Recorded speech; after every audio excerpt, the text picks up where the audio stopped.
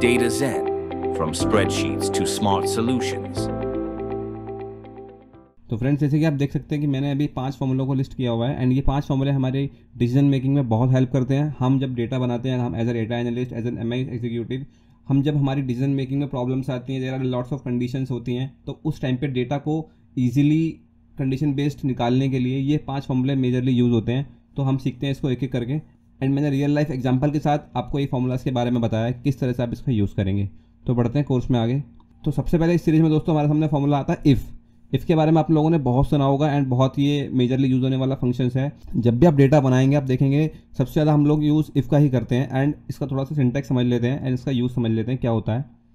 Like if function जो होता है, जैसे कि आप ऊपर सिंटैक्स देख सकते हैं कि logical test value if true value if false, यानी कि एक लॉजिकल टेस्ट को पहले करेगा एंड उसके बाद हम देखेंगे कि अगर वैल्यू ट्रू है तो उसको क्या दिखाना है एंड वैल्यू फॉल्स है तो उसको क्या दिखाना है। दोनों ही केस में, ट्रू एंड फॉल्स के केस में, वो आपके अकॉर्डिंगली आपको आउटपुट देगा। जैसे कि मैं इस वाले जहाँ पे लिखा हुआ है इंसेंटिव क्वालिफाइड इस टेबल में, बेसिकली एक टेबल है जिसमें हमने एक कुछ लोगों का सेल्स टारगेट वर्सेस अचीवमेंट बनाया हुआ है एंड उसके आगे कुछ स्लैब्स लिखी हुई हैं जिसके हिसाब से उन लोगों को इंसेंटिव दिया जाना है।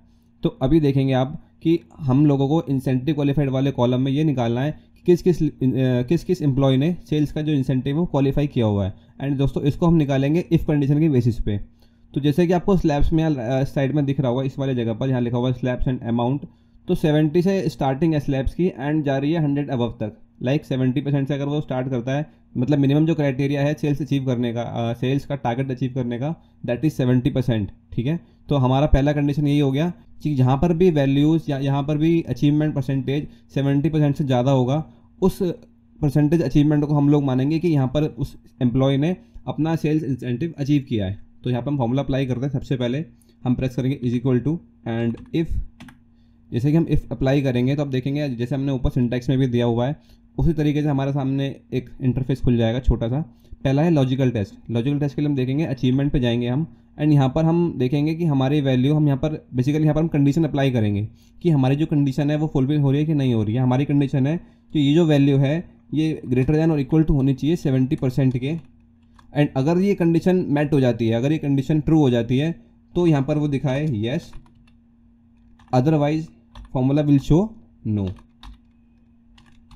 एंड हम यहाँ ब्रैकेट क्लोज कर देंगे। जैसे हम एंटर प्रेस करेंगे तब आप देखेंगे यहाँ पर येस दिखाया है। क्यों येस दिखाया है उसने? क्योंकि बेसिकली 114% उसने अचीव किया है एंड हमारी परसेंटेज स्लैब से स्टार्ट हो रही थी 70% से।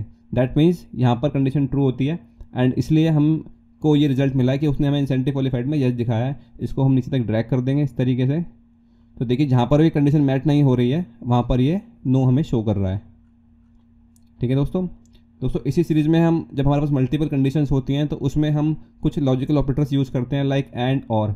तो सेकंड हमारा फॉर्मूला है एंड फॉर्मूला बेसिकली दोस्तों क्या करता है, जैसे कि इसमें दिया हुआ है, ये आपकी कंडीशन को टेस्ट करता है। ठीक है, और अगर आपकी सारी कंडीशंस ट्रू हैं ये उसी केस में आपको रिजल्ट देता है कि हाँ जी आपकी सारी कंडीशन एकदम ट्रू हैं एंड जो भी आपने कंडीशंस लगाई हैं वो सारी कंडीशन हमारी मैट हो रही हैं, उस केस में आपको ये ट्रू रिजल्ट प्रोवाइड करता है। लाइक अगर मैं यहाँ पर देखूँ, यहाँ मैंने एक छोटा सा क्राइटेरिया लिया है कि जिस भी एम्प्लॉय की अटेंडेंस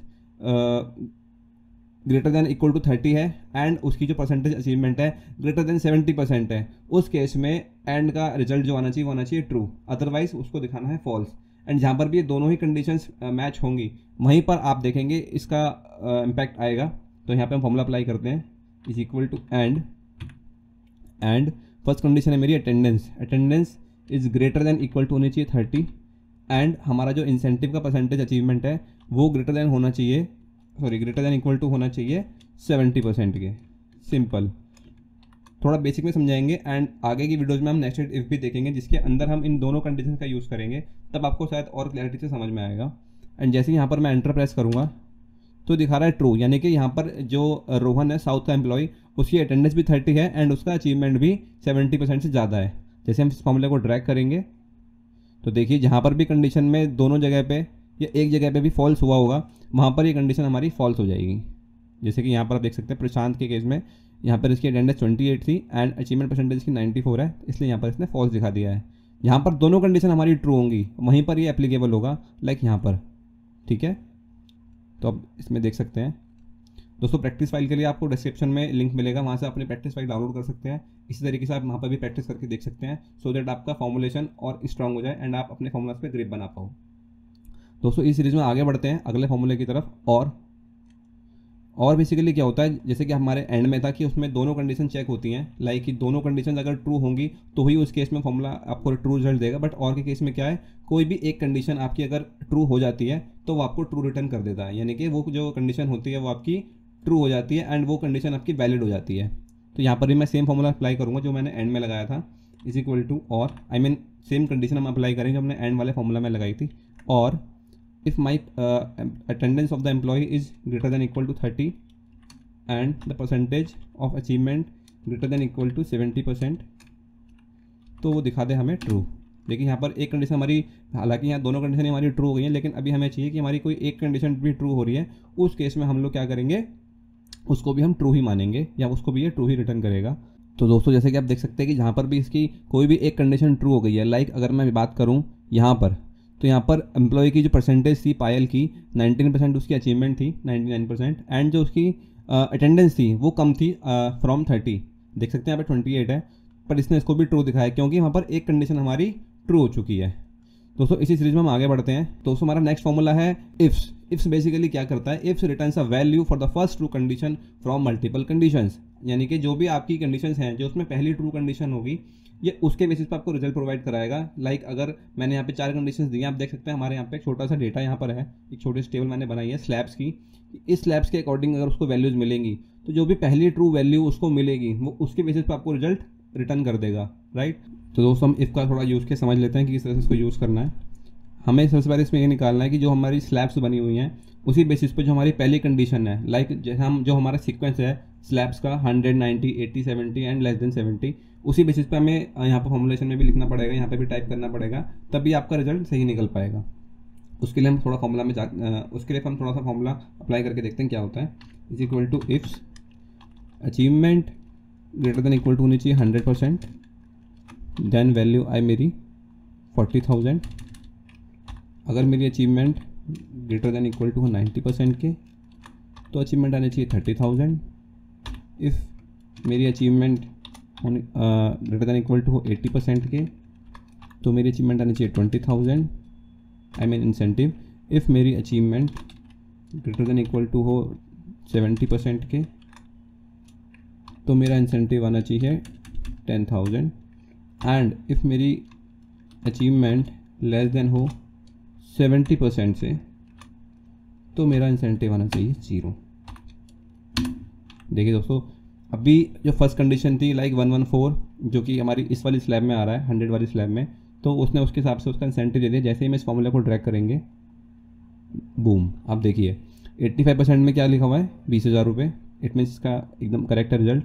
99 पे लिखा हुआ है 30,000, 99 से अब पे 30,000 है, बिल्कुल ठीक है। एंड इस तरीके से जहाँ जहाँ पर भी नो लिखा हुआ है वहाँ पर इसने इंसेंटिव अमाउंट नहीं दिया है, जहाँ पर भी येस है वहाँ पर इसने इंसेंटिव अमाउंट हमें रिटर्न कर दिया है। दोस्तों नेक्स्ट बढ़ते हैं आगे इफ़ एरर की तरफ।